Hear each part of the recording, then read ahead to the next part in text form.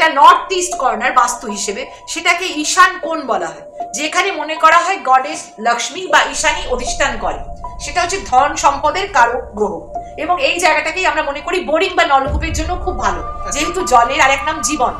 জলকে আমরা সম্পদের মতো দেখি, আর যে কোনো বাড়ির বাসস্থানের জন্য জলের সঙ্গে সঙ্গে আমরা দেখি সেই বাড়িতে সূর্যের আলো আসছে কিনা এবং হাওয়ার চলাচলটা ঠিক হচ্ছে কিনা। তো নর্থ ইস্ট কর্নার হচ্ছে ঈশান কোণ।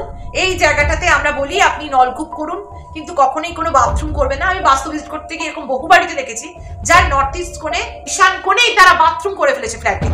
ঠিক আছে, আমরা তখন তো ভাঙতে পারি না, বলি এই বাথরুমটা আপনারা ইউজ করবেন না, বন্ধ করে দিন, সিল করে ওটাকে স্টোর রুম বানিয়ে দিন, বা কিছু চেষ্টা করুন অন্য কিছু করতে। বাথরুমটা একেবারেই রাখা চলবে না, কারণ হচ্ছে ঈশান কোণে বাথরুম থাকলে সেই বাড়ির গৃহকর্ত্রী, সেই বাড়ির ছেলের বৌমাই হোক আর শাশুড়ি হোক, কেউ না কেউ কিন্তু সুইসাইড করে। এটা কিন্তু একদম প্রমাণিত সত্যি কথা। ঈশান কোণে বাথরুম হওয়া উচিত।